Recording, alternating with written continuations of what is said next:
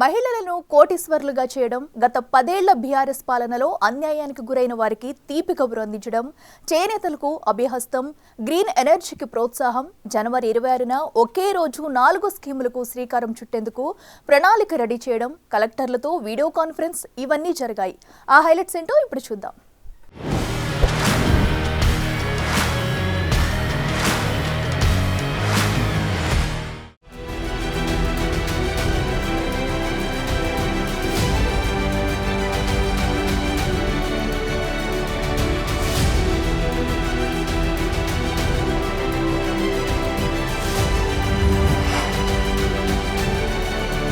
ఉత్పాదక ఇంధన వనరులపై ప్రభుత్వం సీరియస్ గా ఫోకస్ చేసింది. ముఖ్యంగా మహిళా సంఘాలు సోలార్ పవర్ ఉత్పత్తిలో భాగస్వామ్యం చేయాలన్న లక్ష్యంతో ఉంది. స్వయం సహాయక సంఘాల ద్వారా నిర్వహించబోయే సోలార్ పవర్ ప్లాంట్ కు త్వరలోనే టెండర్లు ఖరారు చేస్తామని డిప్యూటీ సీఎం భట్టి విక్రమార్క ఈ నెల 8న చెప్పారు. ఇదే విషయంపై అధికారులకు దిశానిర్దేశం చేసేందుకు వీడియో కాన్ఫరెన్స్ నిర్వహించారు. మహిళా సాధికారతే లక్ష్యంగా రాష్ట్రంలోని మహిళా సంఘాల ద్వారా 1000 మెగావాట్ల సోలార్ పవర్ ఉత్పత్తి చేయాలని రాష్ట్ర ప్రభుత్వం లక్ష్యంగా పెట్టుకుంది. ఇందుకోసం ప్రతి జిల్లాలో 150 ఎకరాలకు తగ్గకుండా రాష్ట్ర వ్యాప్తంగా సుమారు 4000 ఎకరాలు సేకరించాలని కలెక్టర్లకు ఇప్పటికే ఆదేశాలిచ్చింది ఈ ప్రభుత్వం.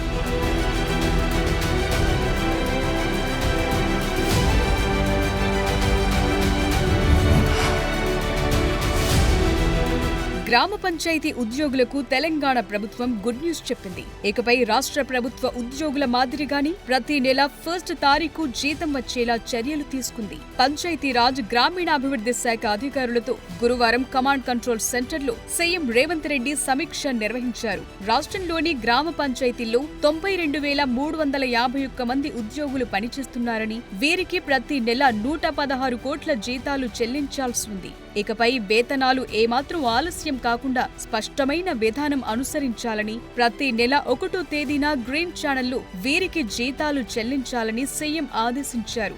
తెలంగాణలో జాతీయ ఉపాధి హామీ పథకం కింద పెండింగ్లో ఉన్న బకాయిలను పూర్తిగా చెల్లించాలన్నారు.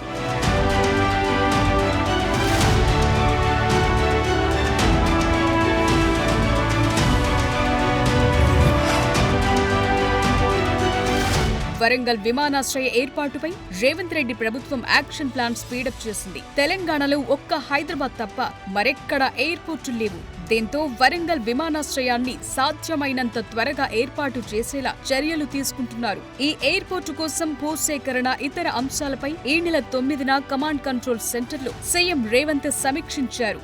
వరంగల్ మహానగరంగా అభివృద్ధి చెందేలా విమానాశ్రయానికి రూపకల్పన చేయాలన్నారు. ఆయా దేశాల పెట్టుబడులు ఆకర్షించేలా వరంగల్ విమానాశ్రయం అన్ని వసతులతో ఉంటుందని, దాన్ని అధికారులు పరిశీలించి రావాలని చెప్పారు. Warangal outer ring road, radial రోడ్లు ఎయిర్పోర్టుకు లింకప్ అయ్యేలా చూసుకోవాలన్నారు. ఈ ఎయిర్పోర్టుతో ఉమ్మడి వరంగల్ జిల్లాతో పాటు ఖమ్మం, కరీంనగర్, నల్గొండ జిల్లాల ప్రజలు భవిష్యత్తులో వరంగల్ విమానాశ్రయం నుంచే రాకపోకలకు వీలుగా రోడ్ల ప్రణాళికలు రెడీ చేయాలన్నారు.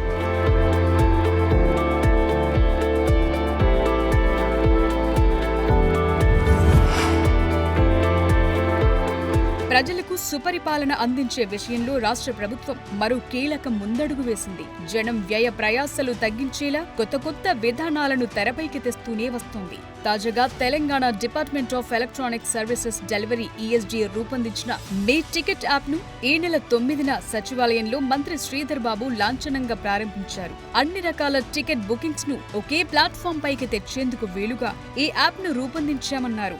మీ టికెట్ యాప్ లో తెలంగాణలోని 15 ప్రముఖ దేవాలయాలు, 129 పార్కులు, 54 బోటింగ్ ప్రదేశాలు, జూ, మెట్రో, ఆర్టీసీ, మ్యూజియంలు, ఎంటర్టైన్మెంట్ జోన్స్ కు సంబంధించిన టికెట్లను తీసుకోవచ్చు.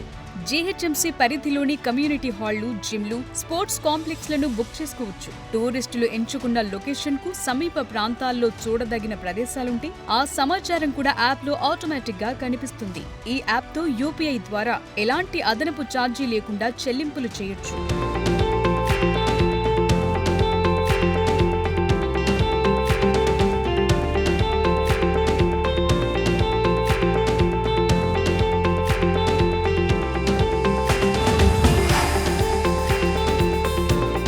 హైదరాబాద్ బ్రాండ్ గురించి మరోసారి దేశమంతా వివరించే ప్రయత్నం సీఎం రేవంత్ రెడ్డి చేశారు. అవకాశం వచ్చిన ప్రతి సందర్భంలో సిటీలో జరుగుతున్న తాము చేస్తున్న పనులను వివరిస్తూ పెట్టుబడులను ఆకర్షించేందుకు ప్రయత్నాలు చేస్తూనే ఉన్నారు. సిఐఐ నేషనల్ కౌన్సిల్ సమావేశం ఈ నెల 10న హైదరాబాద్లో జరగటంతో ఆ సదస్సులో కీలక విషయాలు వెల్లడించారు సీఎం. గ్రీన్ ఎనర్జీని ప్రోత్సహిస్తూ సోలార్ విద్యుతుత్పత్తిని ప్రోత్సహిస్తున్నామన్నారు.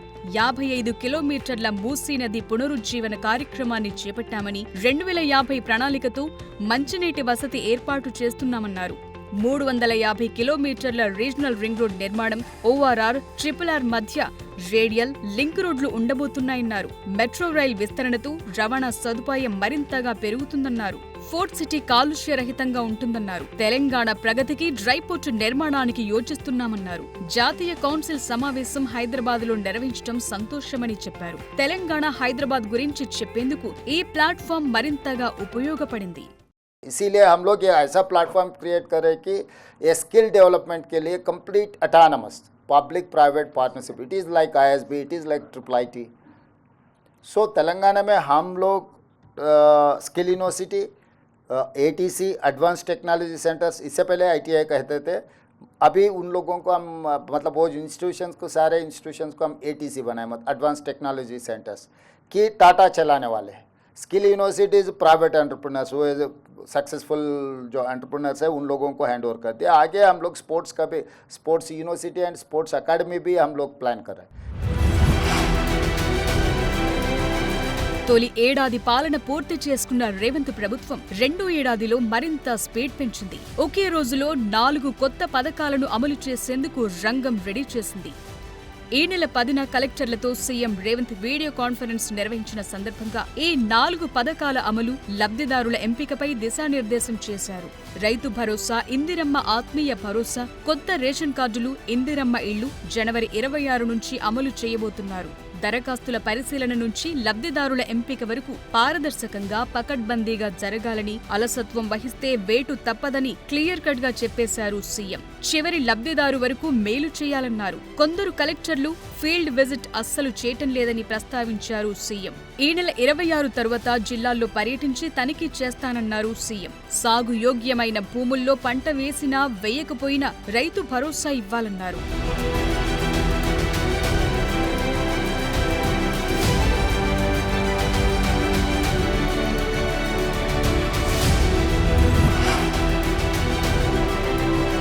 రాష్ట్రంలోని చేనేత, మరమగ్గాల కార్మికుల సంక్షేమం, అభివృద్ధి కోసం 168 కోట్ల రూపాయలతో చేనేత అభయహస్తం పథకాన్ని తెలంగాణ ప్రభుత్వం ప్రకటించింది.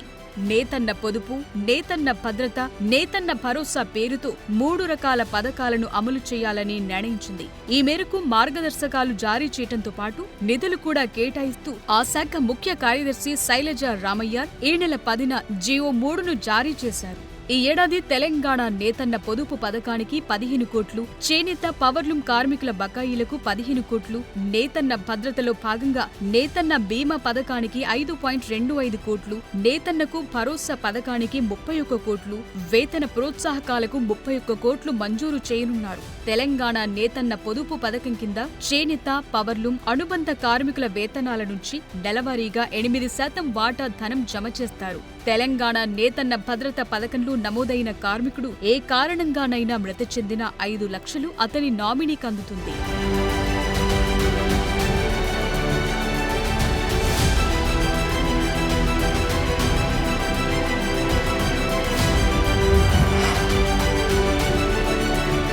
గతంలో నిర్లక్ష్యానికి గురైన రంగాలకు సీఎం రేవంత్ ప్రాధాన్యమిస్తున్నారు. ఈ నెల 10న ఆదివాసీ సంఘాలు, ప్రజా ప్రతినిధులతో సెక్రటేరియట్లో సమావేశమయ్యారు. గిరిజన ప్రాంతాల అభివృద్ధి కోసం కీలక నిర్ణయాలు తీసుకున్నారు. కొమురం భీం జయంతి, వర్ధంతిలను అధికారిక ఉత్సవంగా నిర్వహించాలని సీఎం రేవంత్ రెడ్డి ఆదేశించారు. ఈ సందర్భంగా గిరిజన ప్రాంతాలకు సీఎం వరాల జల్లు కురిపించారు. స్పెషల్ డ్రైవ్ కింద ఇందిర జలప్రభ ద్వారా ఉచితంగా బోర్లు వేసేందుకు చర్యలు చేపట్టాలని తెలిపారు. ఆదివాసీ రైతుల వ్యవసాయ బోర్లకు సోలార్ పంప్ సెట్లు ఫ్రీగా ఇచ్చేలా చూడాలన్నారు.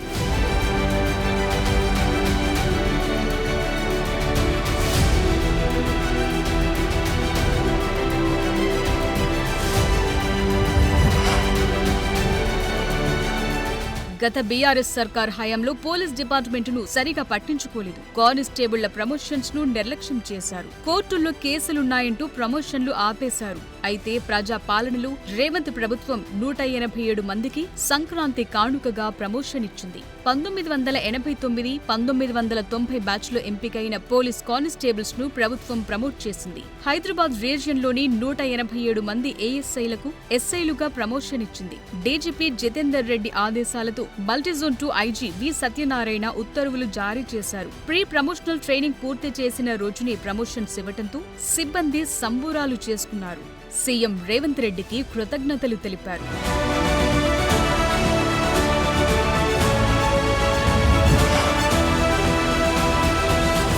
సిటీలో పేద మధ్యతరగతి కుటుంబాలకు ఆరోగ్య వరప్రదాయిని అయిన ఉస్మానియా హాస్పిటల్ కొత్త భవన నిర్మాణంపై CM Revanth Reddy special focus పెడుతున్నారు. Goshamahal police stadium, police sports complex లో బిల్డింగ్ నిర్మించబోతున్నారు. ఇది ఎలా ఉండాలన్న విషయంపై ఇప్పటికే చాలా సార్లు రివ్యూలో సీఎం రేవంత్ అధికారులకు సూచనలిచ్చారు. తాజాగా మరోసారి బిల్డింగ్ స్పీడ్ గా నిర్మించడం, అందుబాటులోకి తేవటంపై దృష్టి పెట్టాలన్నారు. అటు ఎక్సైజ్, ఇటు విద్యుత్ శాఖల పనితీరుపైన సీఎం సమీక్షించి ఆదేశాలిచ్చారు.